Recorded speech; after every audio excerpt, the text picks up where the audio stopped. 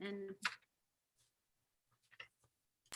Hi, Linda. Thank you so much for your prayers. I know that everyone is holding all of those children and all of our family members in our hearts. I know that it's been a pretty rough few weeks with our family as well. So I'm just sending all that love and kinship and appreciation and healing to all of our relations. So I just wanted to start today by acknowledging the land upon which we stand. We are located in Mohenstis, which is in Treaty 7 territory. This is the home of the Blackfoot, of Siksika, Kainai, and Pagani, the Beaver people. I always do that to represent the Beaver of Tsutsuna, and the Stoney Nakoda from Morley, which includes Chiniki, Bearspaw, and Wesley First Nations. We're also walking in the footsteps of Métis Region 3, which is why I proudly wear my Métis sash, to act as that bridge between Indigenous and non-Indigenous culture. Actually, this particular sash I was gifted from Kelly Good Eagle, who was a Blackfoot elder from Siksika. I'm very, very thankful and humbled every time I wear it. But I think when we hear the land acknowledgement, sometimes with different organizations or with different events, it's very hollow words without the action behind it. It's important to understand why we do it. It's to acknowledge the families that have been here for thousands upon thousands of generations. To put that into perspective, I love it when science proves things that we've said for thousands of years because it makes all of us look really smart. But they uncovered some artifacts just in southern Alberta a few years ago, on a site that we do the Sundance, and we do this Sundance in the same way that we have done it year after year, generation after generation, passed down through societies, passed down through families. And when these artifacts were uncovered during a flood, the elders invited archaeologists in to test these artifacts, and they were shocked. They were shocked to see that not only were these artifacts so incredibly ancient, but the site itself was over 15,000 years old. So that goes to just put things into perspective. The families, we have been doing the same thing on this land for generation upon generation for over 15,000 years. So it's important to understand when we do the land acknowledgement, we're talking about the history that is steeped into this land. We're acknowledging the relationship not only that we have to the land, but that we have with each other. I always ask people, how many generations have you been here?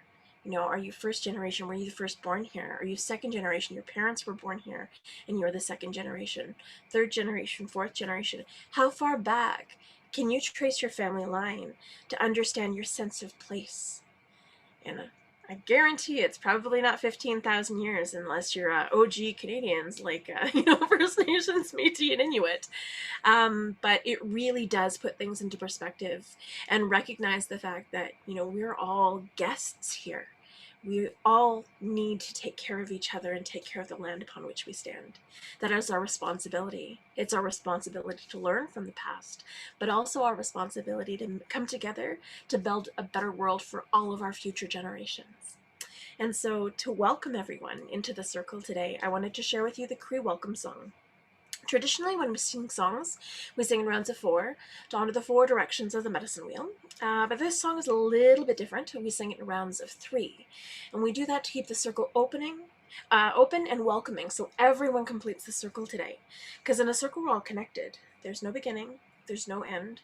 No one is greater or less than anyone else in the circle, just like in the hoop of life. So it teaches us to just appreciate and love everyone and welcome everyone into the circle in a good way. It also teaches us to embrace those differences, because it's that diversity that makes our community strong and resilient. Because if everybody was exactly the same, the world would be incredibly boring and nothing would ever get done.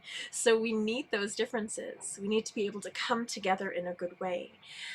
With singing in three rounds, the circle remains open. So if you need to leave or if people join us, you're always welcome. It's like our heart. When our heart is open, everyone is always welcome. Just like the circle, the more open it is, the more inclusive it is, and that's what it needs to be. And those are the teachings we need to bring forward in a good way. That's what true reconciliation looks like. It's coming together to build community, to honor each other's voices, to respect where we're all coming from. And it's knowing we're not going to agree 100% of the time, but it's when we can come together and find those compromises that's truly what makes our community resilient. And so the song that I'll share with you is Miasin, which is the Cree welcome song. It's from the Nataha family from Sturgeon Lake Cree Nation, which is on the border of Saskatchewan and Alberta.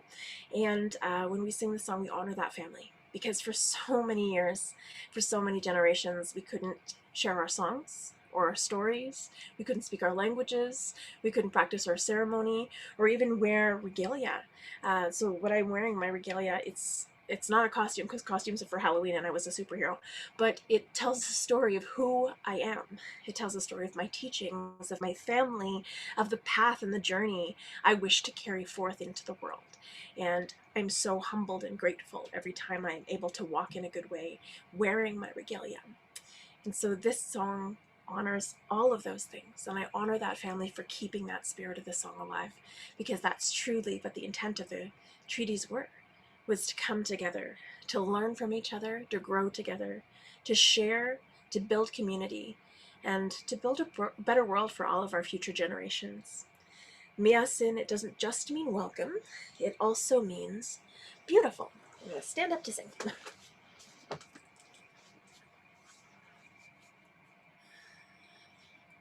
Miasin, Miasen, Hasemina,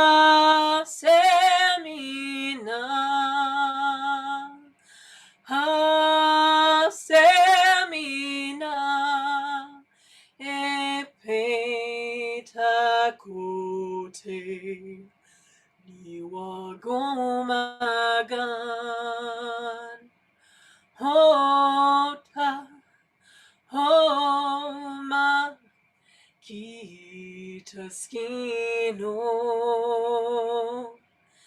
Miasen, Miasen, Hasemina,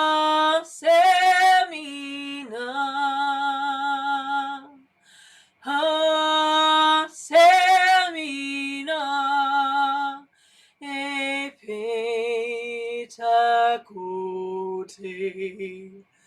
Niwagomagan, Hota, Homa, Kitaskino,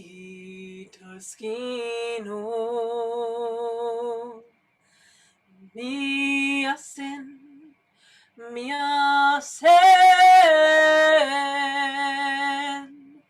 Hasemina,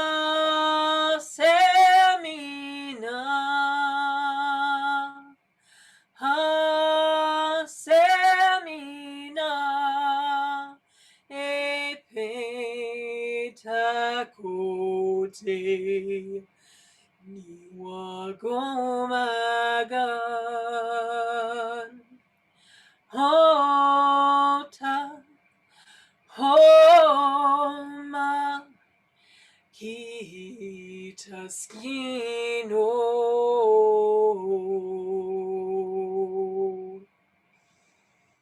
Hi, and welcome to the circle today, everyone. Miigwech.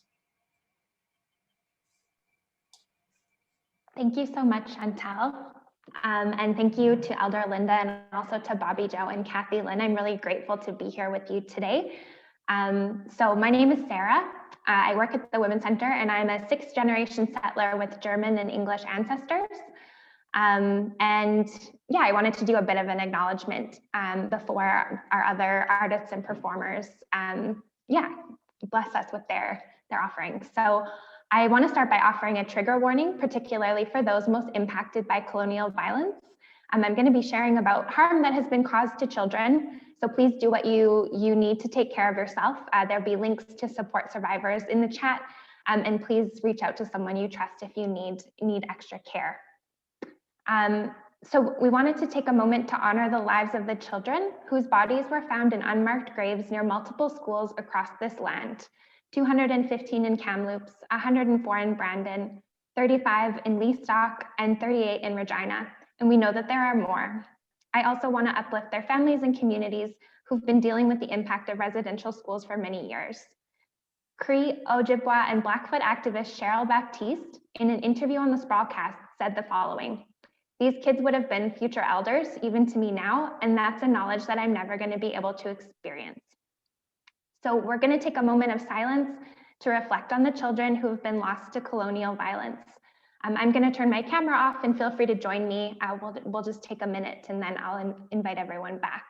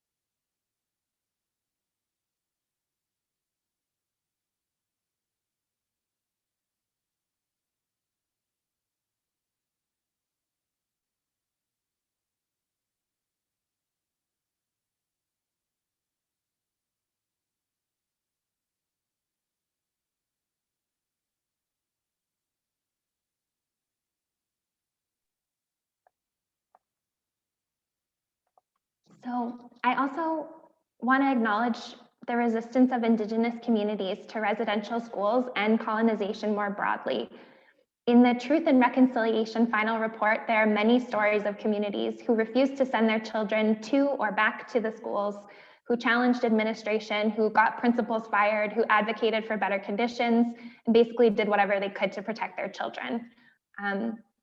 And now I know that there's other settlers here at this event today, so I'm speaking to other settlers. If this news was a shock to you, you've not been listening, this is a privilege we've had to have not paid attention. Indigenous communities have been speaking about missing children in unmarked graves for a very long time. These stories are detailed in the TRC report and in the many personal memoirs and accounts from folks who attended residential schools. These schools were a key part in the colonization of Canada, and we need to look at them in context. We as settlers need to learn our own history and our own complicity. This is not just Indigenous history, this is our shared history, and it's our settler responsibility to learn about the true history of this place and take action. Many Indigenous folks are tired, they're grieving, they're caring for one another, they're surviving, and it's way past time for us non-Indigenous folks to do our own work. So I wanted to highlight really quickly a couple of ways that we can all take action as non-Indigenous folks. These are suggestions from Anna McKenzie and Jacqueline Ronson from a website called thediscourse.ca. And we'll be posting that in the chat with a link to a Google Doc that has like a whole bunch more suggestions, but I just wanted to share a couple. So using our heads to learn more, I wanted to suggest learning more about the residential school system and its ongoing impacts. You could start with volume 4 of the Missing Children and Unmarked Burials, part of the TRC report. And then you can also read the whole report and read the 94 calls to action and actually take action on some of those. There's some very specific recommendations that we can all be integrating into our work and our lives. A reminder not to ask Indigenous people to teach you. If that's offered, that's like a gift, but people have written a lot about their experiences, and there's many books, podcasts, and articles and stories for you to read. Moving on to using our hands to take action, I also want to suggest donating to organizations that support residential school survivors, if that's possible for you. So the Indian Residential School Survivor Society, the Orange Shirt Society, and the Aboriginal Friendship Center of Calgary are all some great organizations that you could direct your funds to. You could also call and write your MP or your other elected representatives to take action. Again, the TRC calls to action are a good place to start. So for example, you could demand a comprehensive search for unmarked graves at all of the school sites. That's number 75 in the calls to action. You could also ask for place names to be renamed if they bear the names of individuals involved in residential schools. So we saw the name of Langevin School change recently based on a lot of activism.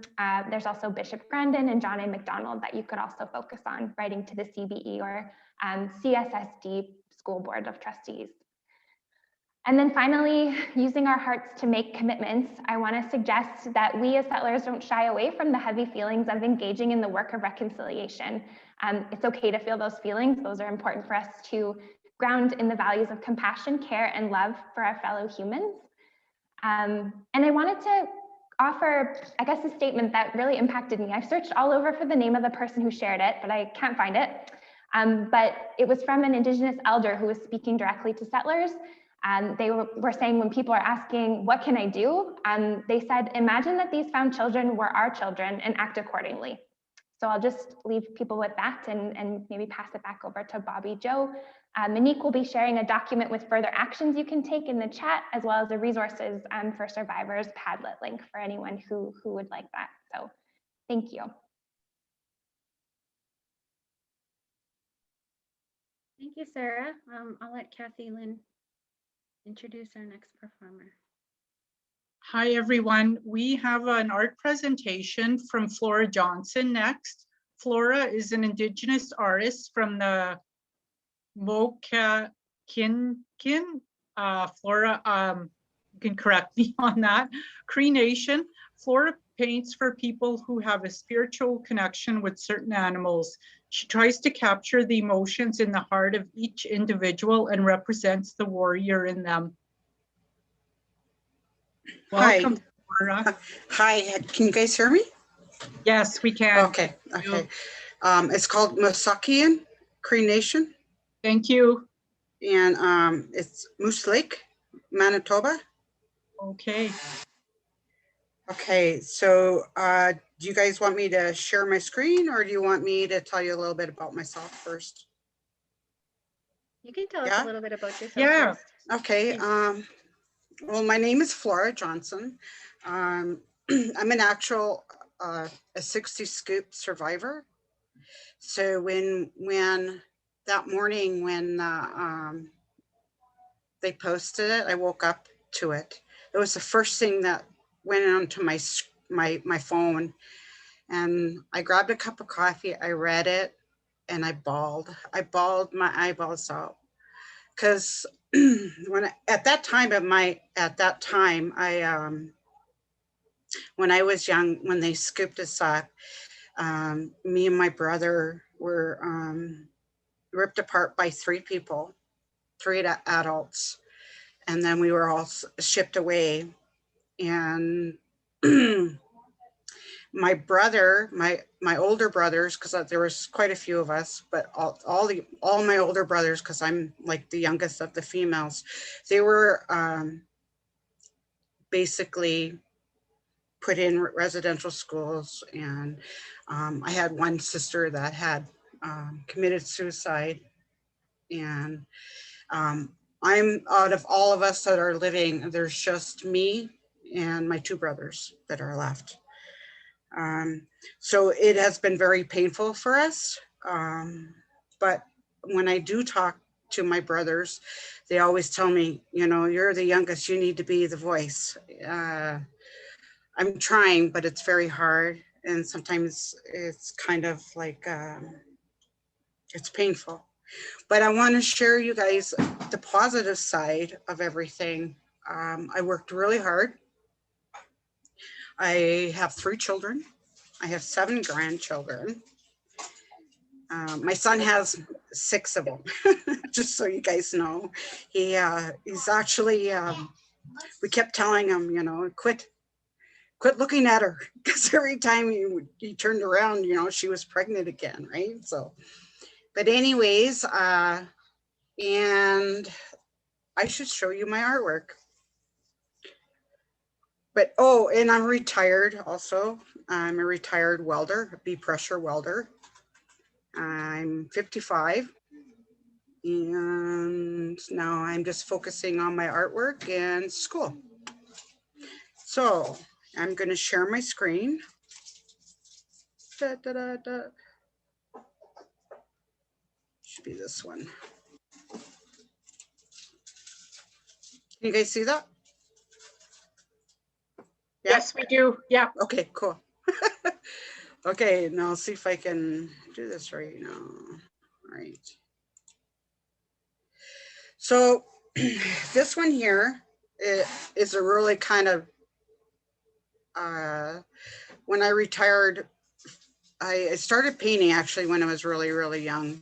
And I never really got into selling art. I just did it, and I always just gave it away, right? So what ended up happening was I painted this one, and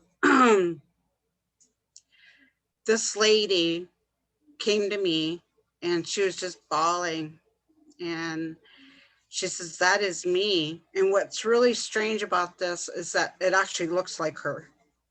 When she came to the house, her and I talked about it, and I told her, I says, what this represents to me is, these are all my accomplishments. Can you guys see my pointer? Yes. Yeah, the four, I accomplished 4 things in my life. One is abuse. One was my career, you know, and the other was addictions. And the other one is my spiritual side of it. So this is kind of how she went about it. She was abused. She was raped many times, which is really kind of sad. But anyways, so her and I, we talked for probably about a good couple hours, and she decided that she needed this painting. And to this day, her and I are really, really good friends. When I feel weak, she's always right there talking to me, you know, and when she feels weak, I'm right there talking to her. So we just connect in that way. The next one, I don't know if you can see that. Yes, we can. Okay.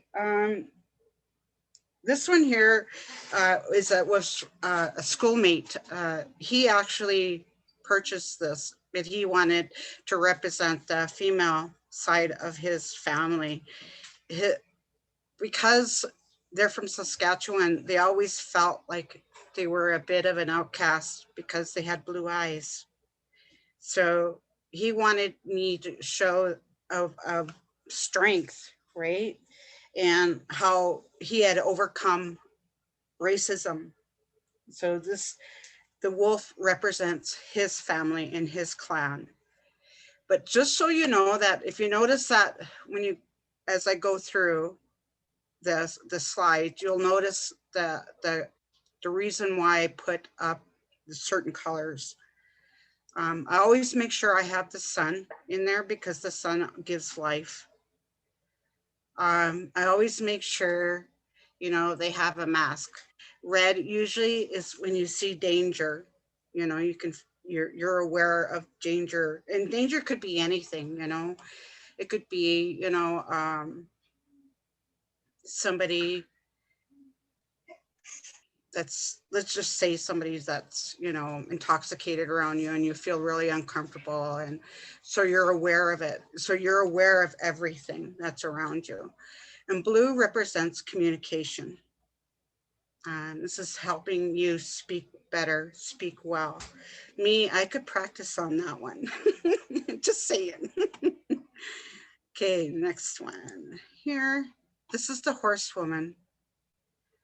And I really didn't, when I made this painting, I was thinking peaceful, right? I feel comfortable, I feel at peace, you know, and there's my strength, there's my horse, you know, we're gonna travel together forever and ever and ever.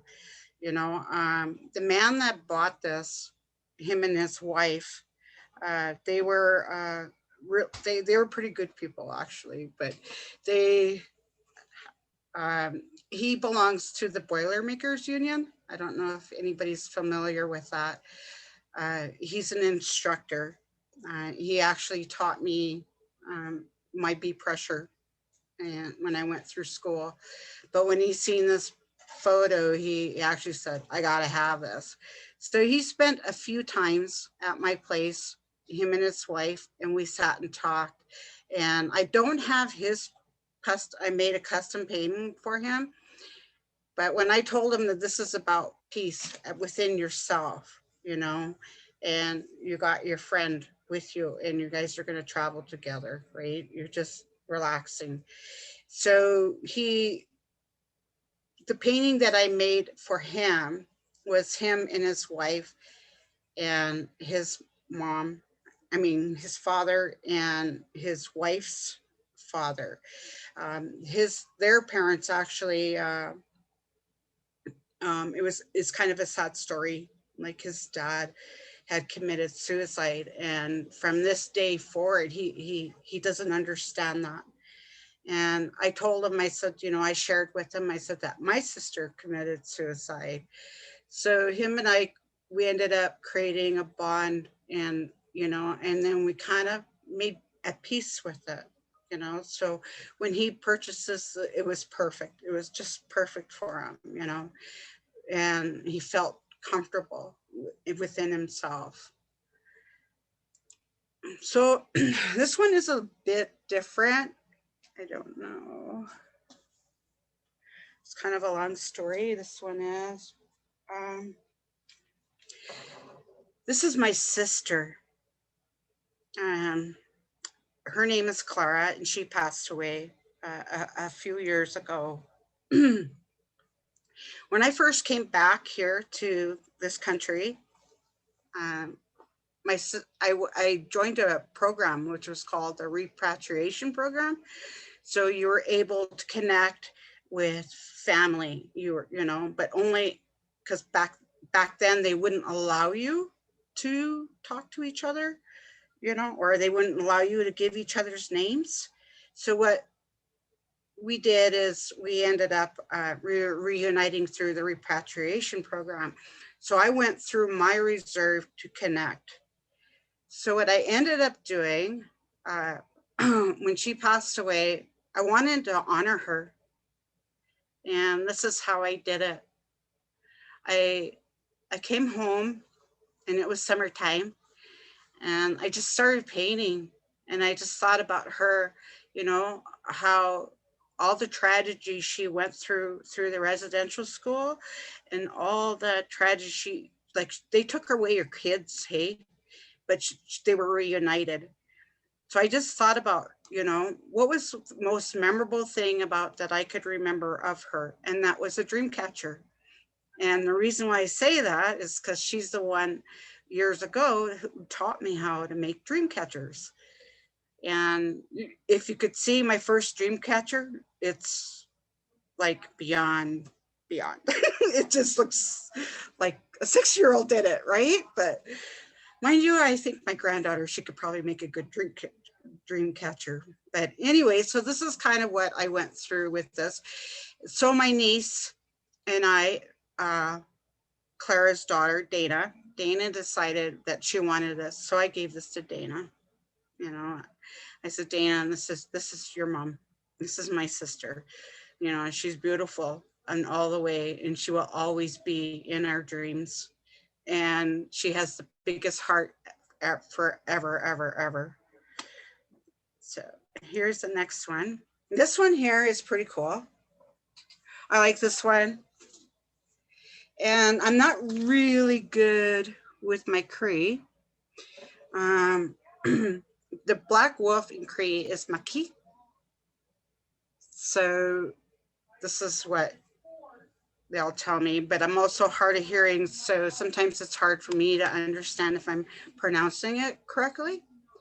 So anyways, so that there, before I started school, there was an elder I met, and she ended up saying, she kept calling me Ki, and I go, what do you mean? What does that mean? And so she said, well, you're the black wolf. Oh, well, I don't understand. I don't understand what that means. She goes, well, you don't trust too easy.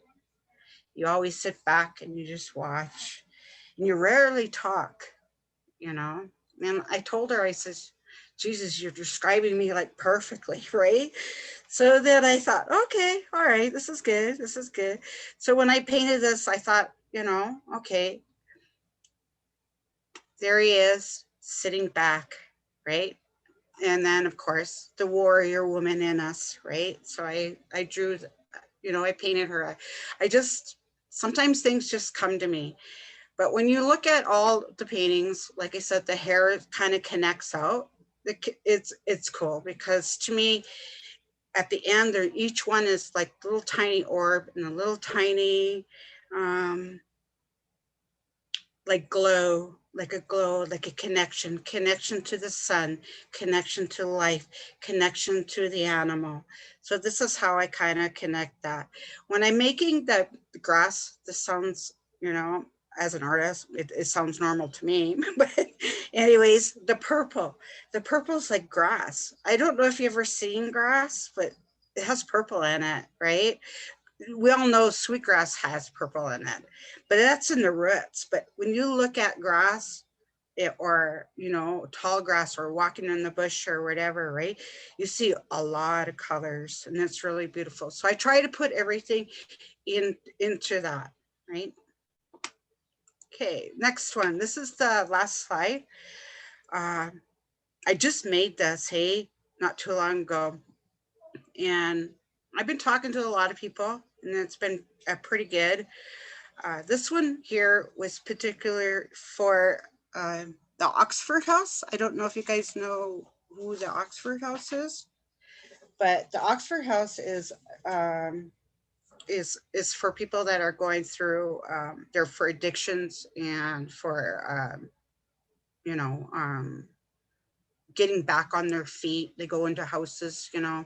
Well, Earl, he purchased this from me and he told me his story. And I never heard of Earl or the Oxford House before. And when I seen his video, I was just like, whoa. I was just so impacted by it. And then he says, can you do me a painting? But he wouldn't tell me. He says, he just wanted me to do it. So this is what I did. He survived. One of his closest friends, I guess, was killed right in front of him, right? And right here in Calgary on 17th, I believe it was 17th Ave, and he was homeless and stuff like that, right? And then after he told me his story, and then I turned around and I decided, you know what? She is strong. I am strong. All of us women are strong. We are strong. Hold your head up high. Never lower your head. Always hold it up proud. Be proud of who you are. So this is how this one came out. And he's a pretty cool guy. If you ever get a chance to meet him, he's really casual, but I guess he runs the Oxford House. So that's pretty much all I know of him. Like, I don't know. I'm just, like I said, I'm just an artist. But if you guys have any questions, ask me. That's what I got. Just thinking positive here. Thank you so much, Flora, for sharing your beautiful art and your story. And you are incredibly strong for overcoming everything and being here with us and sharing it with us. I just feel so honored. Also very honored to be here today with Chantal, Tapisa, Kathy, Linda, the Mini Thni Dancers. It's so empowering to me to be amongst my own sisters and just watching you all soar. It's just incredible. So right now I'm going to introduce the Mini Thni Dancers. Thank you again, Flora. Thank They're you. going to be doing some traditional dance performances for us. So the Mini Thni Dancers, the Stoney Nakoda language translation from Mini Thni is cold water. They're from the Stoney Nakoda First Nation. Their names are Zoe and Nevaeh. The dancers mix traditional and contemporary music during their performances. All the dancers in the group range from 12 to 18 years old, and they use their performances to raise awareness around issues that affect Indigenous women and girls, like missing and murdered Indigenous women, girls, and Two-Spirit, Save Our Children. So they've been doing this for a few years. So I'm going to give the floor to them right now. So go ahead, Nikki. Hi, we are the Mini Thni Dancers, and we are from Morley, Alberta. The two dancing for you today will be Nevaeh and me, myself, Zoe. I hope you you guys enjoy what we have prepared for you.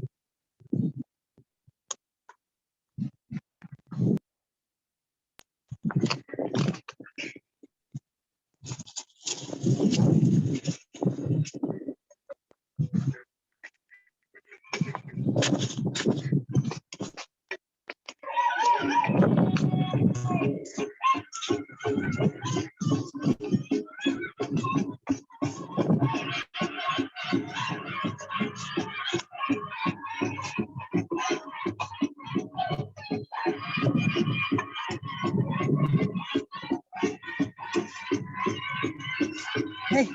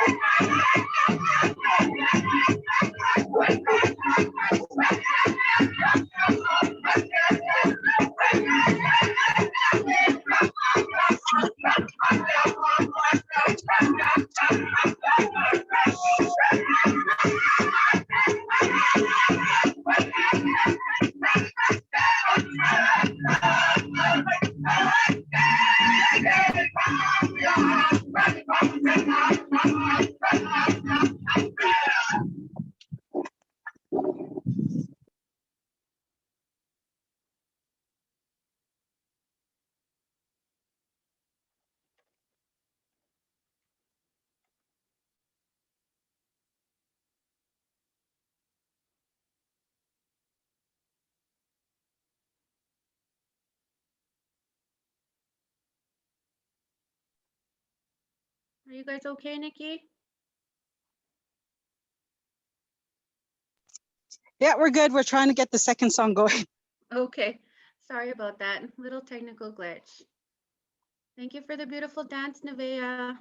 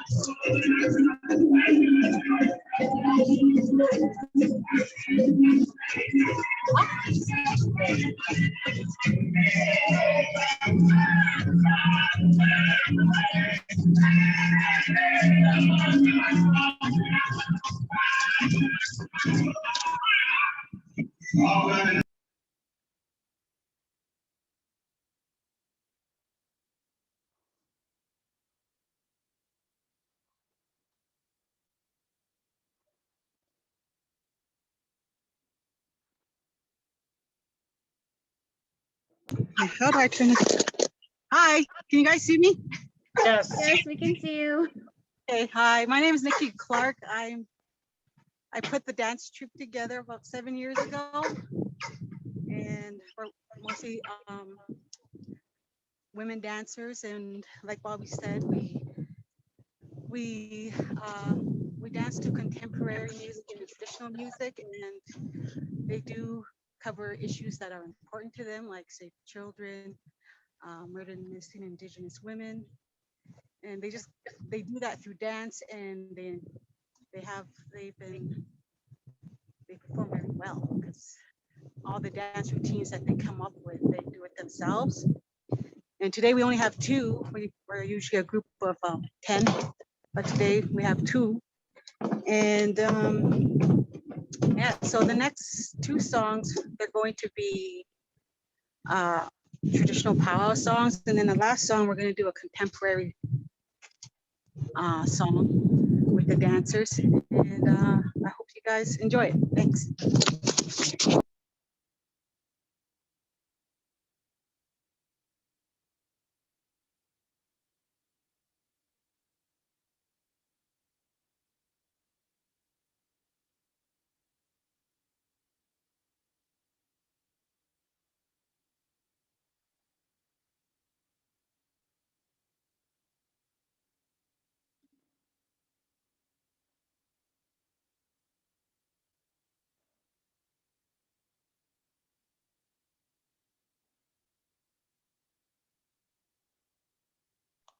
Hello, sorry about that.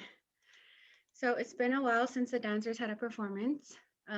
So They're going to come back and do a few more dances for us. For now, I'll pass the mic over to Kathy so she can introduce Chantal. Okay. Thank you, Bobby Joe. Chantal is a Cree Ojibwe Metis singer, drummer, artist, storyteller, actor, educator, workshop facilitator, social justice advocate, and activist with roots in Muskeg Lake Cree Nation, Saskatchewan. Chantal aims to entertain, engage, enlighten, educate, and inspire everyone she meets. A single mother of 2 boys and adopted twin girls, she understands societal struggle firsthand. Chantal has been an activist, advocate for her community, professional performer, and a staunch crusader for causes close to her heart. She's active with many social justice causes, including murdered and missing Indigenous women, women's rights, and environmental initiative. Chantal, we're so grateful to have you here with us today. Welcome. Hi, thank you so much for having me. So I'm going to share a couple of songs. So I think the first song that I'd like to share, this is the Cree Healing Song. It's also called the crying song or the wailing song because in it you can hear the tears.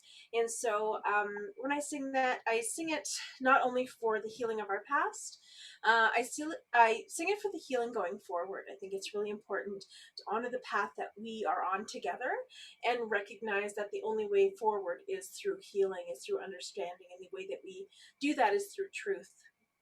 And there's going to be a lot more truths that come out, a lot more hard truths that come out. And so we need this healing in a good way. This song was actually a ceremony song. We usually only shared it in ceremony, but many of our elders that carried the song forward said now is the time that we need to share this song with our greater community, with everyone, to bring all of our nations back into the circle. When we say all my relations, it's not just, people within our family, it's people within all of our communities. It's the standing people, which are the trees. It's the flyers, which are the birds. It's the swimmers, which are the fish. It's all of the crawling people, which are, the lovely bugs. I don't like them when they're in my house, but, I'll deal with them. I'll just scoot them outside. But because they're our family, the plants and the animals, they have that deep connection to us. They have so many things that we need to learn. And when we heal our relationship with them, we heal our relationship within ourselves. And so this song is important to be able to share in a good way. And I'm so thankful that many of our elders have said, yes, please share it forward. And so if you feel overwhelmed with emotion in this song, that's good. That's what it's supposed to do. It's called the crying song for a reason. But it's important to remember that our tears are sacred. When they come forth, never apologize for them, because they're a piece of you. They're a part of who you are. They show that you care so deeply and so much that your emotions have to come out through your face. And so they're a blessing. In Cree, we have tear ceremonies where we literally get together in a circle and we hardcore ugly cry. It's not an attractive ceremony. Do not wear makeup to the ceremony or you will look like a raccoon. But when you're in this ceremony, when we're crying together, when we're sharing how we're feeling, we recognize that we're not alone. We are not alone in the things that we feel. We are so deeply connected that we need to acknowledge that connection that we have every day, because that's truly what leads us to healing. And so, yes, this is the Cree healing song. We sing it in rounds of 4, but the third round, I actually stop drumming. And in that silence, I allow you to ask for the things that you need in your life. Pray for the people that you need healing for. You can pray for your pets if you so choose. Pray for your families, for your relationships. Pray for yourself. It's important to pray for ourselves, for our mental healing, our emotional healing, our physical healing, and our spiritual healing, because we are somehow so spiritually disconnected, and we need to reconnect because we are a whole being, not just bits and pieces. And so this song brings the whole being together. So this is the Cree healing song. And that drum beat comes back in to set that intention out to the universe.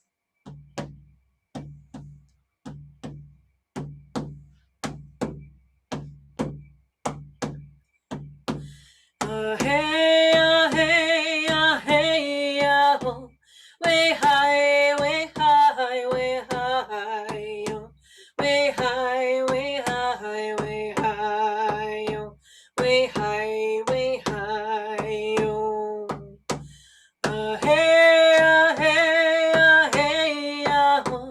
way high, way high, way high, yo.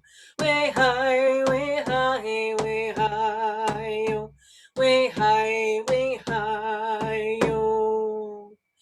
Ah hey, ah hey, ah hey, ah ho. Way high, way high, way high, yo. Way high, way high, way high, yo. Way high, way high, yo.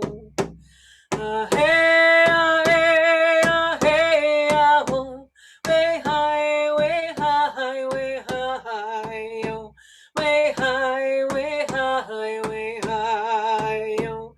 Way high, way high, yo.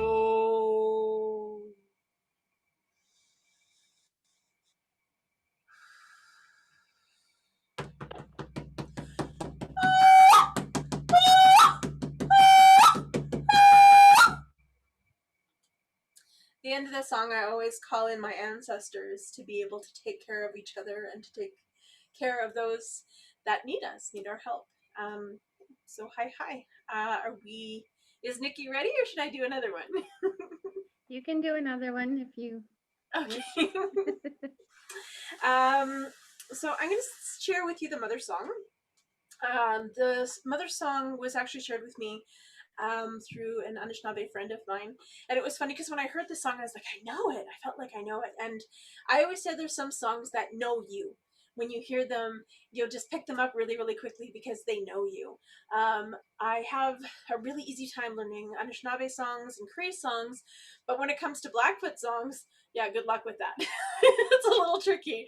Just can't wrap my head around it. I know one Blackfoot song, that is all. So, but this song, the mother song, in it, it's the mother calling out and the child calling back. And as mothers, we want to nurture our kids as long as we can. We want to, you know, protect them from the world, but also guide them in a good way. And unfortunately, with the residential schools and with the foster care system of the 60s, we haven't had the opportunity to give our kids the life that they deserve. And when you take that away from them, our kids don't have the ability to, you know, parent the way that they needed to learn how to parent. And so I know that me personally, I've broken the cycle of intergenerational trauma within my own family. And in this song, you can hear the desperation of a mother calling out, and just that heart-wrenching, you know, feeling it is when something happens to your kid and you just, there's nothing you can do about it. You feel so powerless, but it's really about acknowledging that love is power, intention is power. And when we come back and restart, that healing is power as well. So this is the mother song.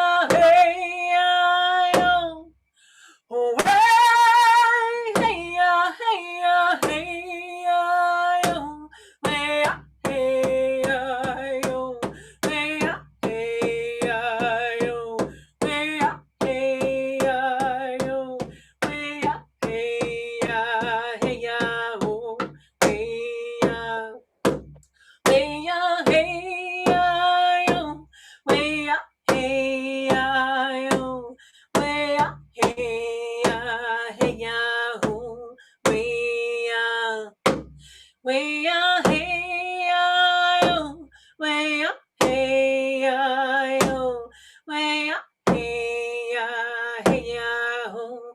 Way, hey ya, hey ya, hey ya, oh.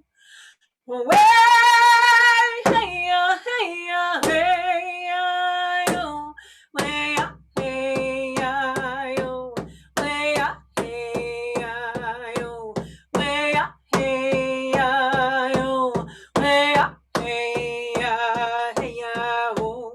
Way up, way up, hey ya, oh. Way up, hey ya, oh. Way up, hey ya, hey ya, oh.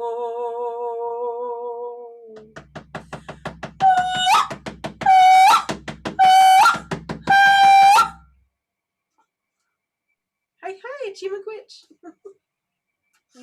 Thank you, Chantal. Thank you. Beautiful, beautiful teachings and powerful songs. It makes me feel so great to be in this space. I just, like we say, our existence is a resistance. Okay, so next we're gonna go with Tapisa. So I'm gonna introduce Tapisa now. Tapisa Kilabuk. She's gonna share on the traditional Inuit tattoo markings. Tapisa Kilabuk is an Inuk woman who is an advocate for institutional change and an instigator of cultural transformation. She continues to inspire individuals to grow into competent, informed leaders, while the colonial empire continues full steam ahead towards the cliff that is their unsustainable future.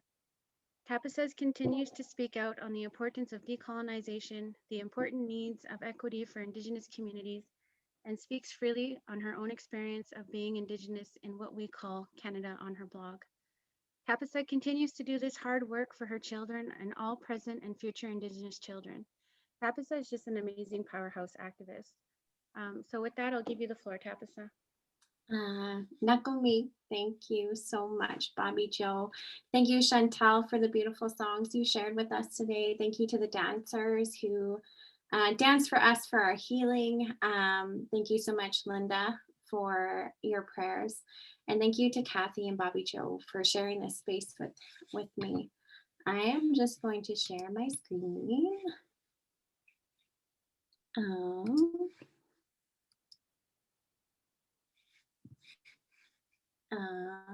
don't know if it's, can you see my screen? Okay. Yes, we can. Perfect. Okay. Duna Suite, welcome. Tapausi Atika Tapisa Kilabuk. My name is Tapisa Kilabuk. Inu Vuanga. I am Inuk. Sorry, I'm trying to learn my language and I'm not very good at it, which is okay, but I'm trying. And so today I learned what Happy National Indigenous Peoples Day is, how it's said in my language, and I'm going to butcher it, but I'm attempting it, which is what counts. So Happy National Indigenous Peoples Day.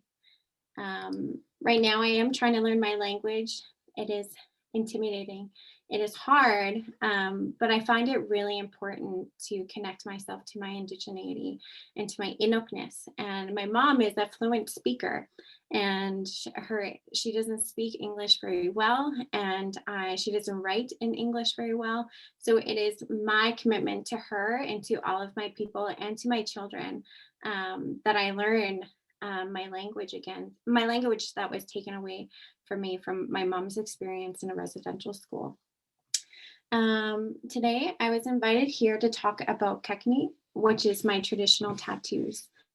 So taking back my ancestral lines, and the picture that I use is, that's my sister in the background. She is adorable, but she is reconnecting to her indigeneity as well, and she's doing that through art. And so she made this beautiful picture for me with the Qikiqtaaluk in the background and with an ulu in the front. And an ulu is a woman's knife that we use traditionally. I'm just gonna go like this. So,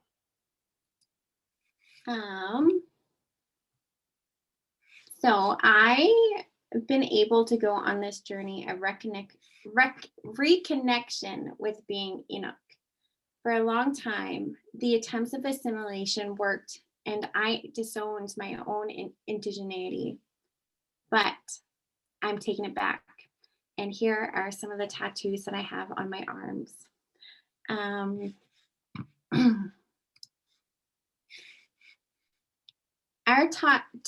So the Inuktitut word kakane is used because it represents a mark or tattoo a person gets on their body as a symbol of something important in their life. It's like a record of an important event. If an elder is asked about their tattoos, they likely have a story to tell about what significant event it represents in their life.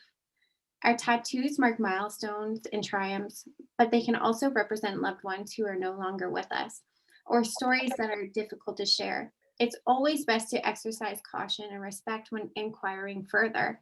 Here are some tips on how to ask someone about their traditional or modern tattoos.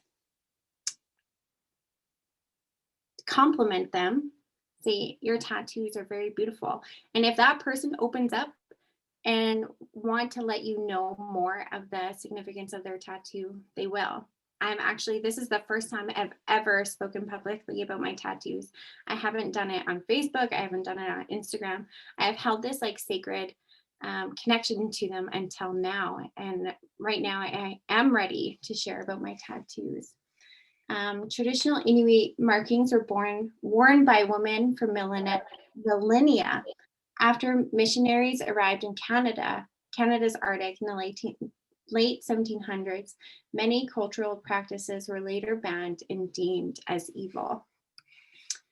After our people endured genocide, the traditional practice has made a resurgence in the last several years with projects like Inuit Retracing the Lines of Inuit Tattoos, which is a documentary that I'm going to put into the chat box after I'm done, and the Inuit Tattoo Revitalization Project.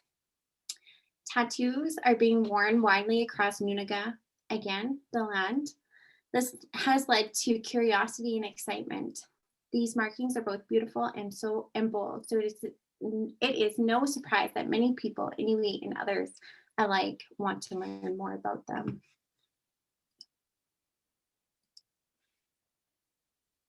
So before I go on any further, I want to introduce Flora Johnson. I wish she was here with us, but Flora was the lead for the Inuit Revitalization Project that happened back in 2016.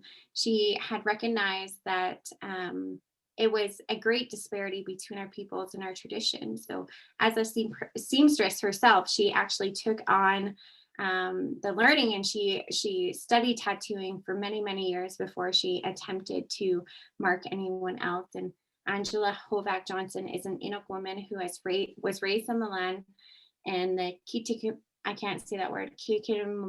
Region of Nunavut until she was sent away to school.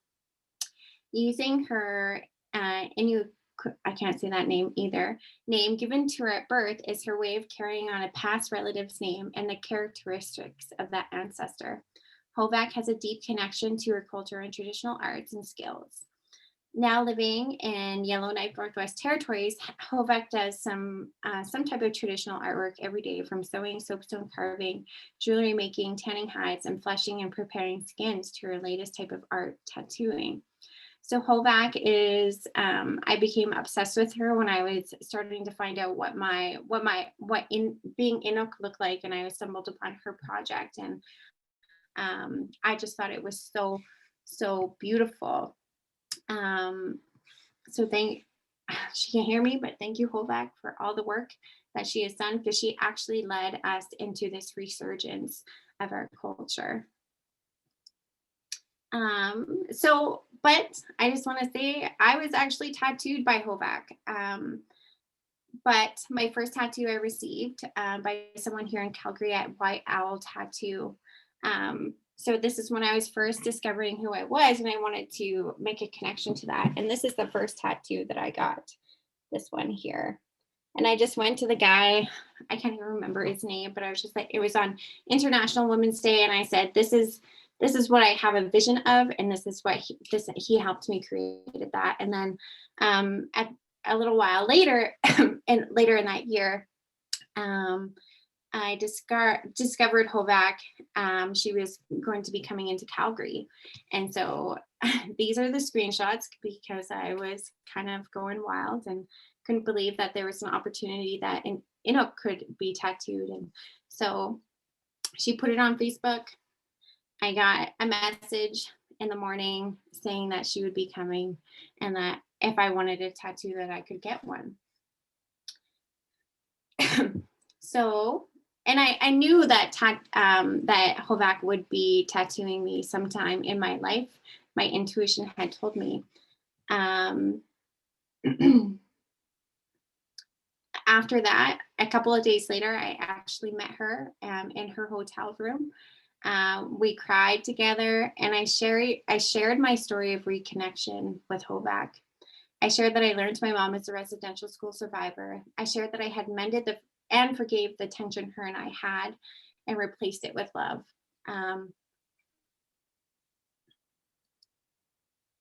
So here's a little video of her.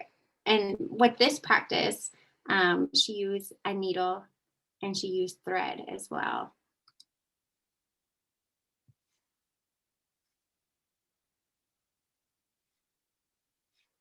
I don't know if it's going to load. Probably not.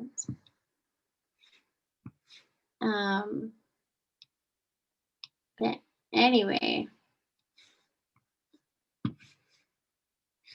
What? Oh. Tapisa, Yeah? I can only see the first slide of your presentation. Oh, okay. How about now?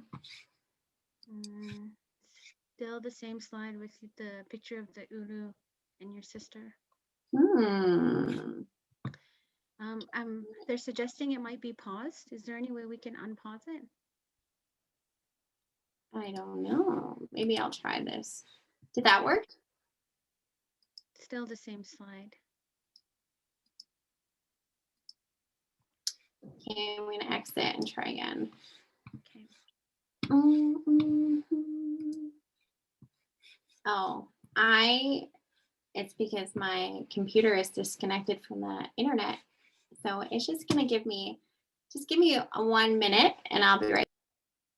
For sure. No worries. No worries. So I'll just tell you about the program change while Tapisa's getting her presentation going. So the dancers are actually going to close out the show, the program today. So they'll be the last performers of the day. I really appreciate them coming out to dance. It's been a long year for COVID and they haven't been able to dance very much all year. So this is one of their first performances out. So I'll let Tapisa, if you're good to go. I think so. Am I back? Can you hear me? Yes. Yes, yes. Okay, I'm gonna try this again. I don't know why. I live in Erin Woods and my internet is so bad here. It's so annoying.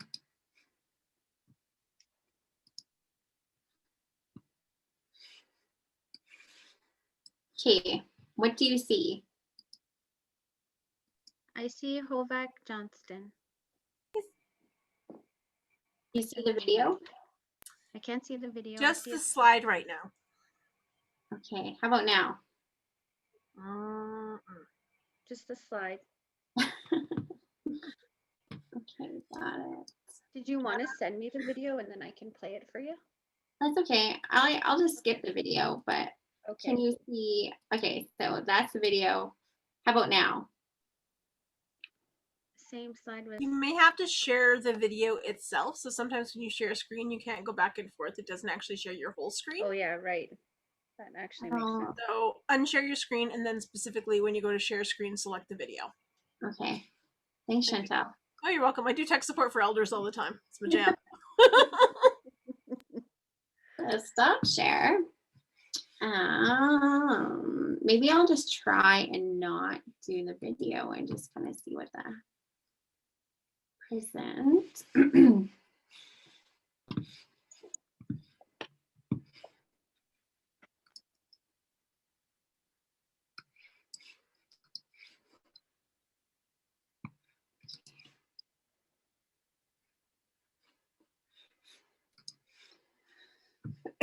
I don't know how to present now. Technology. Okay.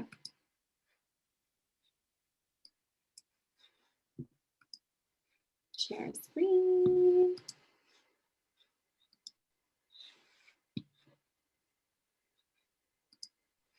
We can see it now. You see a picture of me crying? Okay. Okay, so and it, like, okay, so I did cry. I like cried almost the whole entire time, and I like every time I look at this picture I want to cry. So to let you know the meanings of these tattoos, the ones that I have on my arms by Hovac, I have 3 lines, and there is 1, 2 up here and 1 down here, and they represent my journey, my voice, and my relationships. The big Y, the big Y, this is hard. This one, the big Y, is in the middle, represents my mother, my matriarch. I wouldn't have life without her, so I wanted to honor her with this. There's a little dot in between, right next to the Y, which was done by a needle and thread. And that is the relationship that I have with myself. And the upside down Y that I have is represents my son. And the other little Y is for my daughter, because that was at that moment, I was a single mom, and they were my family, and that's who I had, and it just mirrors. And then I have the same one on the other arm. So that was in 2018. The V on my forehead. Oh, is that video working? No. No. Can you see pictures? Same pictures, the one. Oh, for heaven's sakes. Okay. Well, we can see it, so. I'm just gonna stop sharing for a sec. I feel like an old lady. Okay. I'm gonna go back.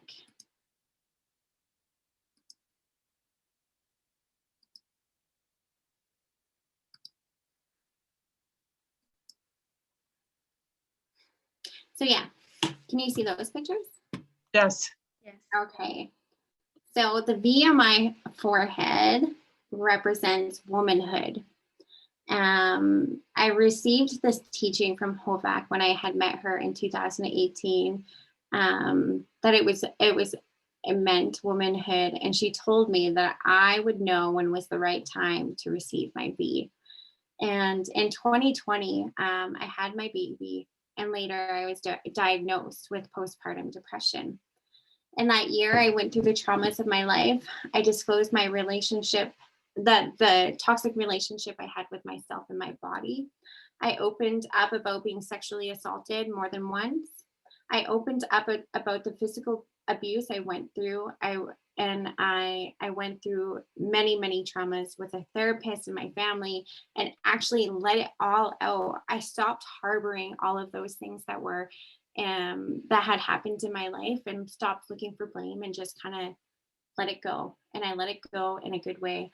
And so I went through that process of healing, and that's when I knew that I deserved to get my womanhood tattoo, because I was actually being truthful to myself and to and the relationships that I had. And I deserved that, because I went through these big steps in my life, and I know that it was time to get to the V. I looked for a tattoo artist in the city and found one who tattoos faces, because not a lot of tattoo artists will tattoo your face. And I can get why. And I also, I opened up to my community, because it was really expensive. It was $400 to have it done. And I went to Instagram, and people on Instagram, complete strangers, started donating to this cause. And so I was very thankful. So it was source. The morning of, which was in the end of January of this year, I went through the emotions as transformations. I prayed, I sang, I offered tobacco, and made the journey home. And it's funny because I listen to Chantal's Strong Woman song all of the time. She has it on YouTube if you guys ever want to look it up, but that makes me feel super duper empowered. And when I need a little bit of a pick me up, I listen to that song, and she has it. She sings with her mom and some other beautiful community members. So even that morning, I listened to that song, and I try to sing to it, but I'm not that good. But it was that was so special to me. I couldn't be happier with the decisions that I made.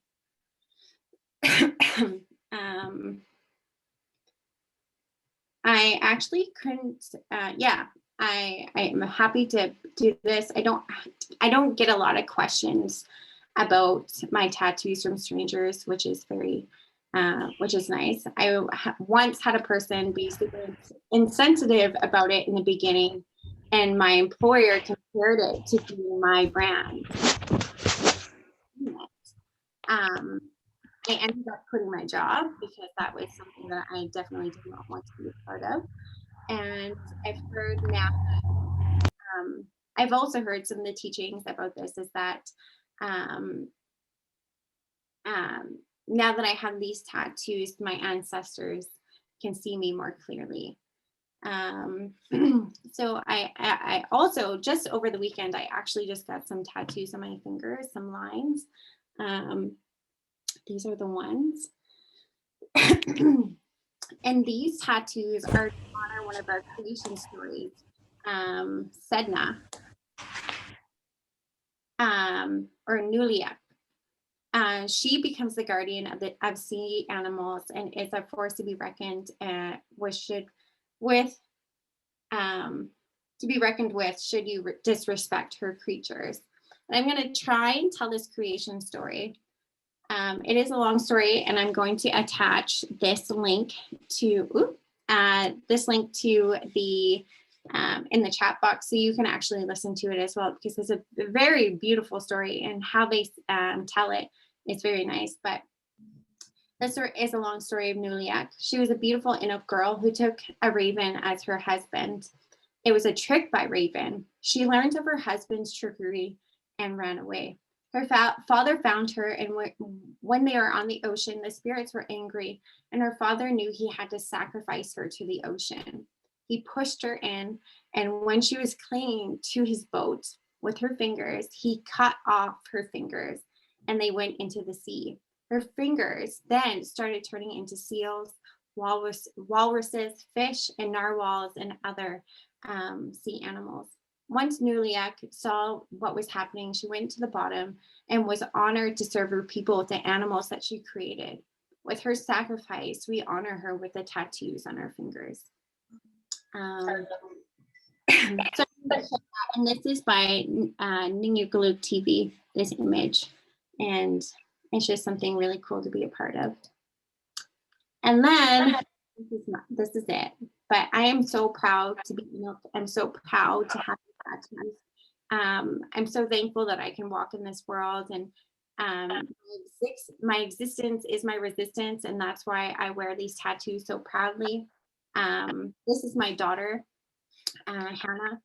It makes me want to cry every time I see this picture, but she is so proud to be Inuk, and last year she went to our Orange Shirt Day event, and she was so proud of herself, and that she decided that she wanted to wear her draw on her tattoos on her face to be with us in that crowd. And I remember when I was her age, I really hated being Inuk, and the resurgence of our culture and what we're able to do for our children now is evident in what my daughter has to offer. Bitavianglu, she is beautiful. Nakumi, thank you so much for sharing space with me today. And thank you to all the Indigenous women who show us how to love ourselves. Thank you. Thank you. Thank you so much, Tapisa. That was absolutely beautiful. Thank you for sharing your knowledge. and being vulnerable with us today. Our program's going to go a few minutes over just due to the technical glitches. Kathy and I will just be kind of doing some closing for the Women's Center. Firstly, I want to say thank you to Chantal, to Tapisa, to Linda, to Kathy, to the Mini Thni Dancers, to Flora, to Jessica and Monique for being our tech backup. I really, really appreciate you and value all of you. Thank you for being here. Thank you to the Women's Center for giving us this platform to be here today. Monique will be posting a survey in the chat box. If you have time, if you can please do it. We'll also be talking on June 24th. If you're an ally and you wish to take some action, the Women's Center is hosting an event. The event is called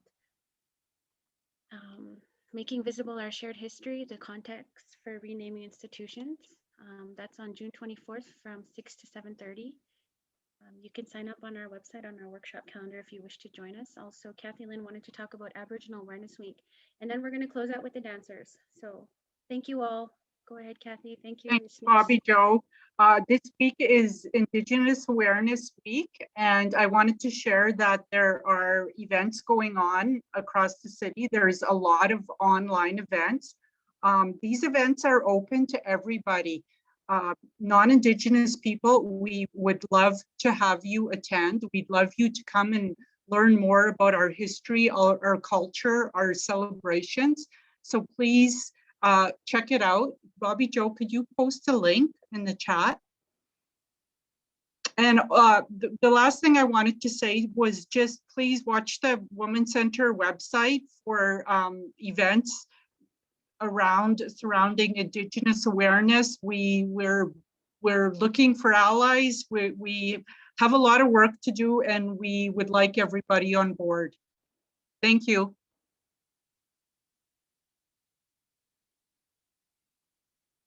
Thank you. Okay, now we'll close out with a performance by the dancers. And then after that, we're going to close the session. So again, Isnis, thank you to everyone who came with us today. We appreciate you being here. Thank you to the beautiful woman who shared your knowledge, your stories, your beautiful culture. It was incredibly humbling. Thank you to the Women's Center and the staff at the Women's Center for coming today. So I'll let the dancers take over. Nikki, go ahead. Thank you again, everyone.